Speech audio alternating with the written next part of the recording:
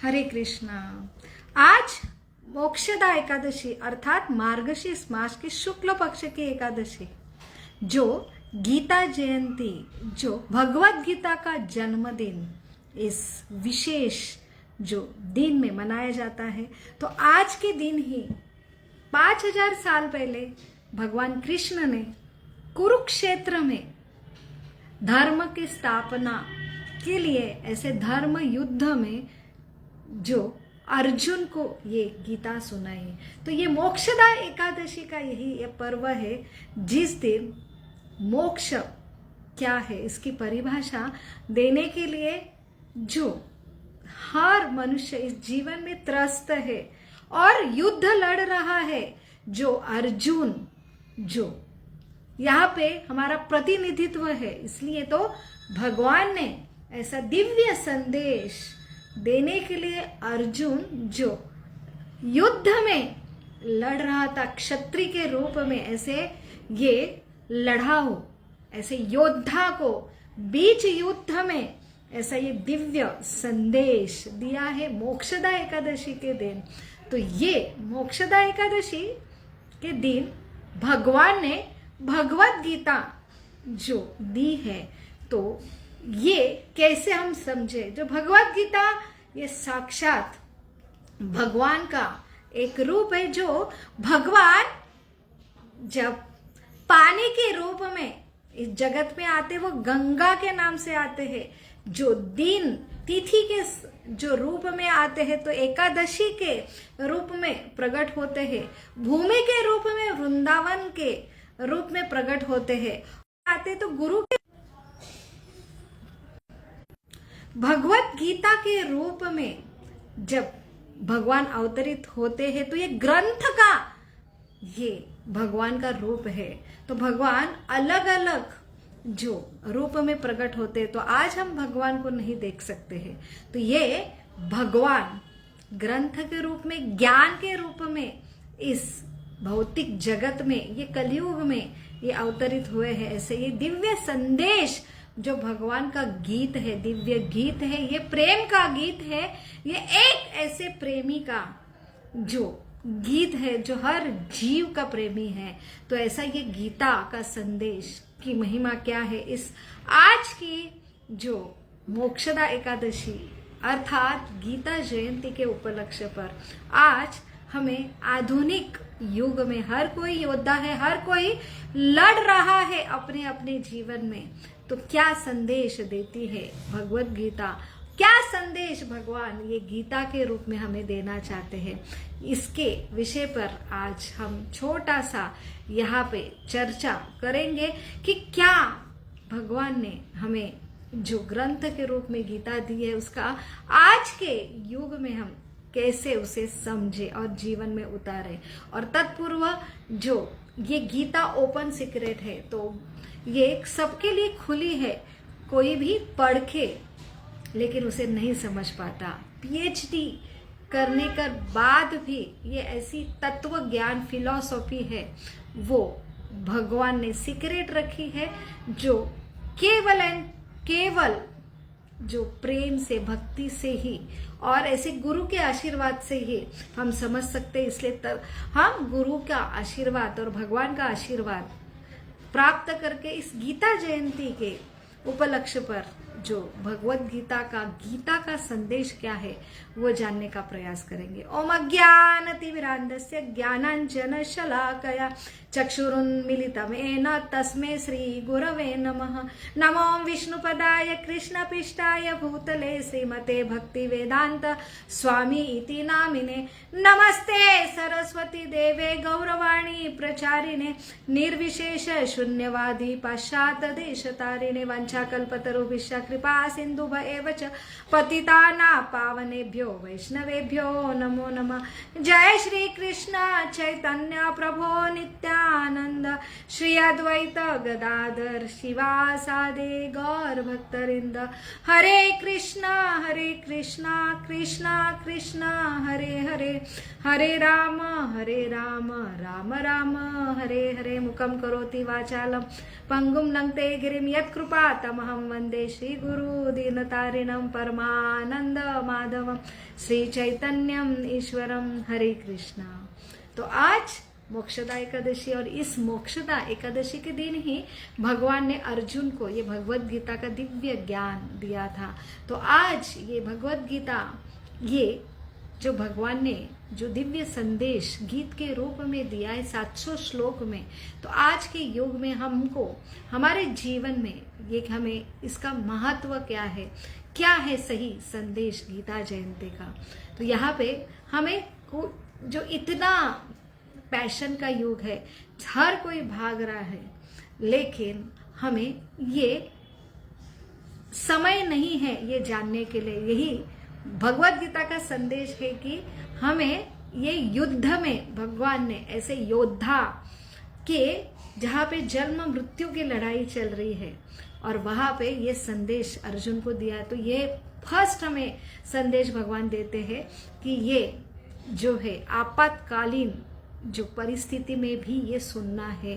तो ये आपातकालीन परिस्थिति हर एक जीवन में है, लेकिन आपातकालीन परिस्थिति कितनी भी गंभीर हो, लेकिन भगवत गीता का ये संदेश आपातकालीन परिस्थिति में अर्जुन को दिया, ये सबसे बड़ा संदेश है कि हमें जो है हमारी कितनी भी आपातकालीन जो परिस्थिति है, अगर हम भगवत गीता का संदेश नहीं समझते तो सबसे बड़ी आपातकालीन परिस्थिति है कि यहाँ पे जो है हमारे लिए कोई भी आशा नहीं है लड़ने के। तो लड़ना तो हमें आवश्यक है, समय तो हमारे पास नहीं है, लेकिन लड़ना के लिए ये सबसे बड़ी शक्ति जो है आवश्यक है। तो ये है भगवत गीता का प्रथम संदेश। और दूसरा संदेश सबसे बड़ा ये इंफॉर्मेशन है जो हमें तत्व ज्ञान, जो फाउंडेशन देता है, जीवन क्या है, ये समय का प्रभाव क्या है, ये सृष्टि कैसे कार्यकृत होते हैं, हमारा शरीर पे कितने सारे शक्तियां आवृत होती है, तो किसके द्वारा हम कर्म करते हैं और कैसे कर्म करें, ये जीवन के शुरू में ही, युद्ध के प्रारंभ में ही हमें ये ज्ञान होना चाहिए। और अगर नहीं होता है तो हमारा जीवन पूरा कोलैप्स होता है।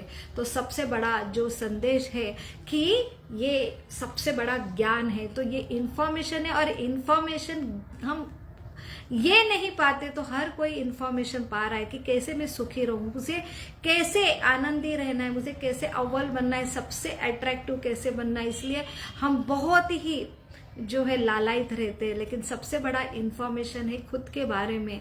और ऐसे इंफॉर्मेशन लेके सबसे बड़ा जो होता है ट्रांसफॉर्मेशन, जो परिवर्तन होता है, हृदय का परिवर्तन होता है, जीवन का परिवर्तन होता है।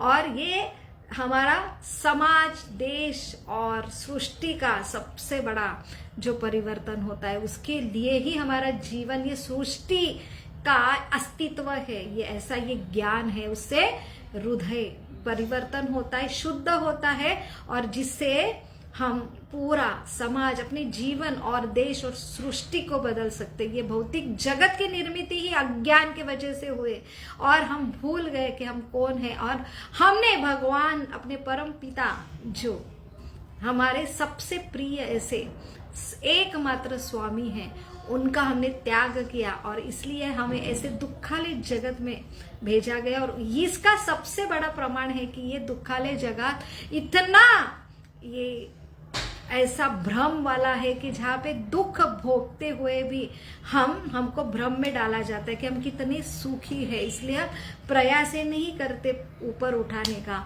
तो सबसे बड़ा ज्ञान का यही अर्थ है भगवत गीता की। भगवत गीता जानने पर हमें रेडीमेड सॉल्यूशन आज चाहिए। हमें हमारे जीवन ये सबसे बड़ा दुखालय है और ये रियलिटी हमें यहाँ पे एक्सप्लोर करती है भगवत गीता। और परिस्थिति मेरे हाथ में नहीं है, लेकिन परिस्थिति समझकर वो परिस्थिति को, वो है भगवत गीता का ज्ञान का प्रभाव। तो बहुत जरूरी है, भगवत गीता का ज्ञान से हमारी परिस्थिति जीवन की बदलने वाली नहीं है, लेकिन परिस्थिति का गांभीर्य और परिस्थिति में कितनी भी विपरीत होती है तो हम कैसे लड़े, तो हमारा जो मन स्थिति बदलने का कार्य जो है भगवत गीता करती है। तो हमारे भ्रम से हमें बाहर निकालती है, हमें शक्ति देती है। ये सबसे बड़ा कार्य ये एक दिव्य ज्ञान का है। तो दिव्य ज्ञान से हमें इंफॉर्मेशन के बाद ट्रांसफॉर्मेशन और प्यूरिफिकेशन मिलता है। और उससे भी बड़ा कार्य है कि हम जो है ऐसे जो हम खुद का परिवर्तन करके हम जो है हम सेल्फलेस, जो हमारा सबसे मूल तत्व है कि हमारे वो तत्व हमने खोया है कि हम एक सृष्टि के अंग है। हमारा सृष्टि का नाता क्या है, हर सृष्टि का घटक, चाहे वृक्ष हो या हर एक जो प्राणी है वो सृष्टि के लिए सेल्फलेस कार्य कर रहा है, सृष्टि मेंटेन करने के लिए कार्य कर रहा है। बस जो मनुष्य है वो सृष्टि को शोषण कर रहा है, इसलिए वो हर जहाँ पे उनको इतना सुंदर अवसर मिलता है ऊपर उठने का, उसके जगह वो नीचे, हर मृत्यु के बाद उसका जो पतन होता है उससे वो बचता है। तो ये सबसे बड़ा ऐसा ज्ञान है जो हम समझ सकते हैं हम यहाँ पे क्यों आए हैं और हमारा सृष्टि का नाता क्या है।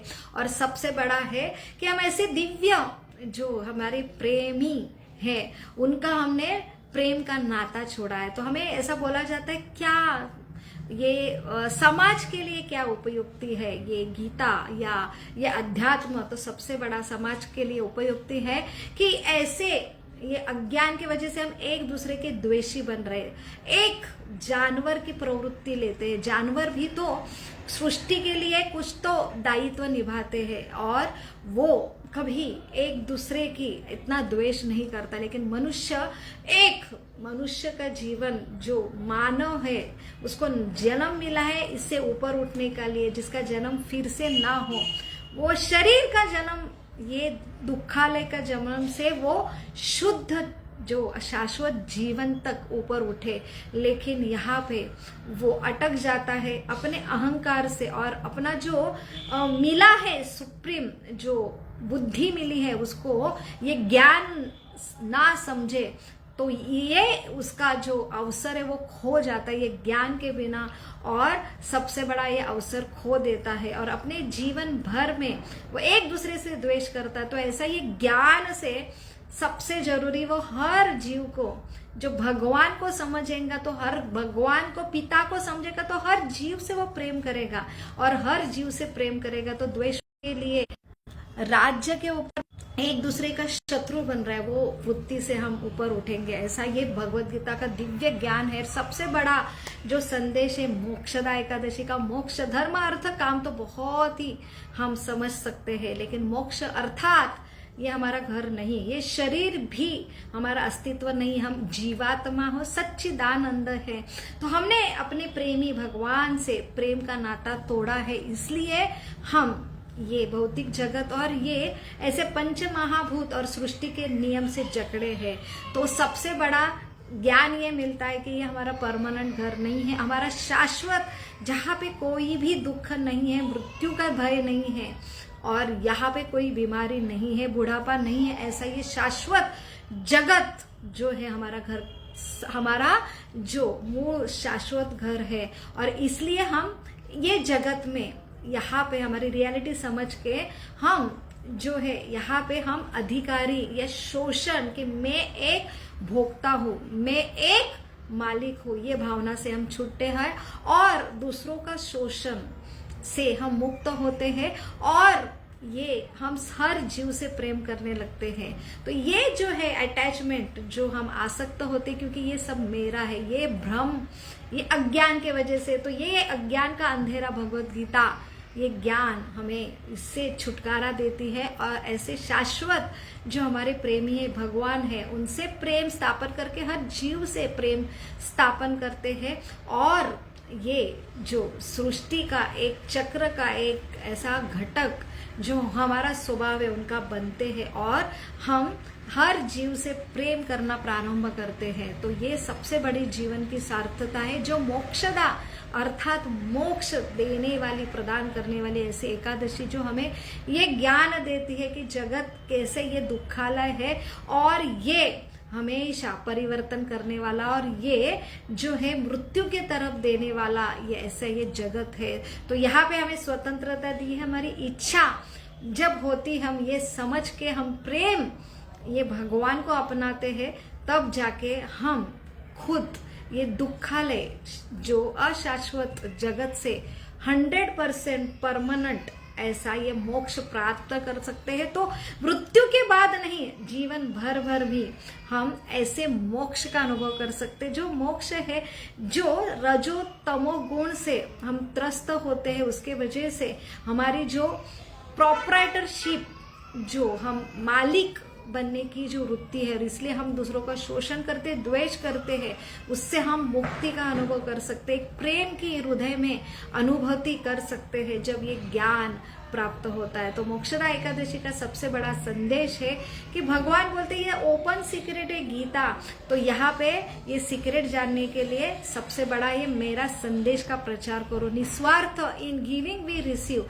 जितना हम ये गीता का ज्ञान का प्रचार करेंगे और तभी ये ज्ञान की सही परिभाषा भगवान हमें हृदय से ही प्रदान करेंगे। ये सबसे बड़ा संदेश मोक्षदा एकादशी के दिन हमें प्राप्त होता है। तो ज्यादा से ज्यादा मात्रा में जब भगवान खुद आए हैं प्रेम का गीत लेके, हर ये 700 श्लोक में से 575 श्लोक भगवान ने बोले हैं, जो 81 श्लोक है जो भगवान जो अर्जुन ने बोले हैं, जो 43 श्लोक संजय ने बोला, एक धृतराष्ट्र ने बोला, लेकिन भगवान ने 575 श्लोक में से 200 से भी ज्यादा श्लोक में भगवान पुकार रहे हैं कि मेरे तरफ आओ, ये करोगे तो मेरे पास आओगे, वो करेंगे तो मेरे पास। ऐसा कितना कौन सा प्रेमी होगा जो हम ये जगत में आए हैं, दुखालय वो भी हमारे साथ आते हैं, अंदर भी रहते, बाहर से हमें ऐसा गीता का संदेश दे रहे हैं कि अभी तो भी सुनो मेरे प्रिय पुत्र, अभी तो भी मेरे पास वापस आओ। तो अल्टीमेटली गीता का संदेश है